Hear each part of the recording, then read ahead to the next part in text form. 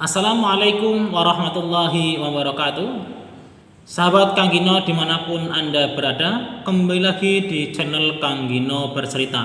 Pada kesempatan kali ini Kang Gino ingin menyampaikan kisahnya Nabi Ayub alaihissalam, yang semoga kita bisa mendapatkan hikmah dan pelajaran dari kisahnya Nabi Ayub. Dalam Al-Quran telah tersematkan sebuah kisah yang menarik tentang Nabi Ayub alaihissalam. Kiranya kisah ini memang layak untuk disampaikan pada kesempatan kali ini untuk kita bisa mengambil hikmah dan pelajarannya. Dikisahkan sebagaimana yang tertulis di dalam kitab Tafsir Al-Munir karya Alamah Syekh Muhammad Nawawi Al-Jawi, bahwa setan meminta kepada Tuhannya dengan mengatakan, apakah ada di antara hamba-hambamu yang seandainya aku diberi kuasa untuk menggodanya, dia tidak akan bergeming sedikit pun. Allah menjawab, ya hambaku Ayub. Lalu setan sering datang kepadanya seraya menggodanya. Akan tetapi dia tidak menoleh kepadanya dan tidak terpengaruh oleh setan. Kemudian setan meminta kekuasaan kepada Allah terhadap harta Ayub dan dikabulkan. Setan membisikkan kepada Ayub bahwa telah binasa harta sebanyak apapun.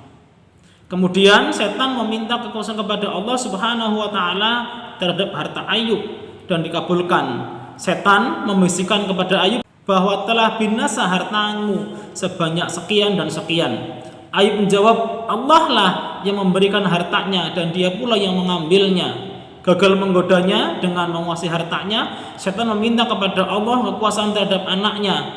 Lalu setan mendatanginya dan mengguncang rumahnya sehingga seluruh anaknya meninggal dunia. Namun Ayub tidak mempedulikannya dan tidak menoleh kepadanya.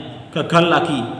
Setan meminta kepada Allah Subhanahu wa taala kekuasaan terhadap tubuhnya. Allah memberikan izin, maka timbullah penyakit yang berat dan sangat menyakitkan. Ayub tinggal dalam keadaan tertimpa musibah itu selama beberapa tahun, sehingga keadaannya sangat menjijikan bagi seluruh orang yang bertempat di kota tersebut, dan tak ada seorang pun yang mau mendekatinya.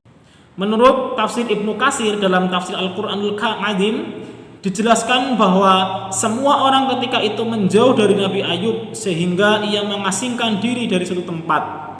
Hanya istrinya sajalah yang menemani Ayub atas perintahnya, sampai istrinya pun merasa lelah sehingga mempekerjakan orang lain untuk mengurus suaminya.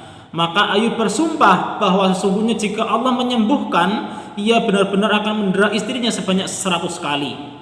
Setan terus menggoda Ayub agar terputus asa dari rahmat Allah.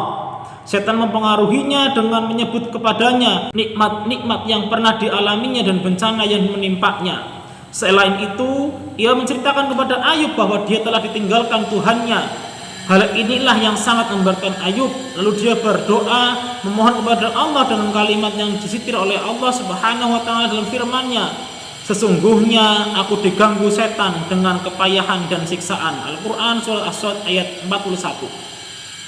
Maka Allah memperkenakan doa Ayub, lalu menurunkan firman-Nya, hentakkanlah kakimu, inilah air yang sejuk untuk minum dan mandi.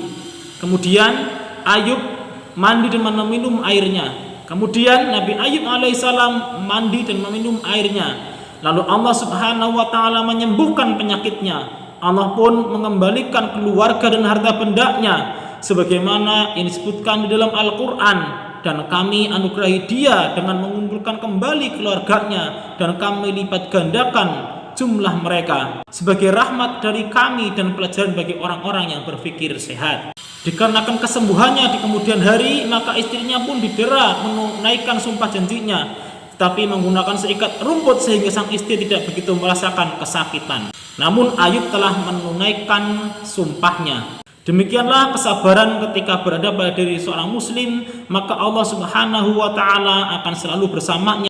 Beberapa pelajaran yang bisa kita ambil dari kisahnya Nabi Ayub ini adalah Nabi Ayub alaihissalam merupakan orang yang kaya raya, tanahnya berbidang-bidang, namun hal itu tidak membuatnya sombong, apalagi melekatkan ibadahnya kepada Allah Subhanahu wa taala. Bahkan ketika Nabi Ayub alaihissalam mendapatkan ujian dari Allah dengan kehilangan semua harta bendanya, anak dan keturunannya, serta terserang penyakit kulit yang ganas, hal itu tidak membuat meninggalkan Allah Subhanahu wa taala. Pelajaran yang kedua, saat kaya beliau bersyukur dan rajin beribadah, rajin berderma, saat miskin ikhlas dan bersabar. Nabi Ayub alaihissalam sangat terkenal sebagai orang yang baik, bertakwa dan menyayangi orang miskin. Beliau juga biasa memberi makan orang miskin, menyantuni janda, anak yatim dan kaum du'afa. Beliau adalah orang yang rajin bersyukur atas nikmat Allah dengan menunaikan hak Allah Subhanahu wa taala. Pelajaran yang ketiga, Nabi Ayub alaihissalam adalah orang yang benar-benar kembali kepada Allah. Beliau pasrahkan urusan dunia dan akhiratnya. Beliau adalah orang yang rajin berzikir dan berdoa serta punya rasa cinta yang besar kepada Allah Subhanahu wa taala.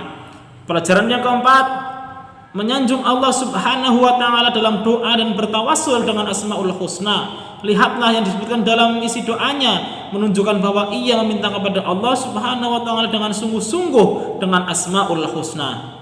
Demikianlah kisah Nabi Ayub dan beberapa pelajaran yang bisa kita petik hikmahnya untuk dijadikan sebagai teladan dalam kehidupan kita sehari-hari. Ketemu lagi dengan Kang Gino bercerita di video selanjutnya. Sekian, jangan lupa subscribe dan like video ini jika bermanfaat. Wassalamualaikum warahmatullahi wabarakatuh.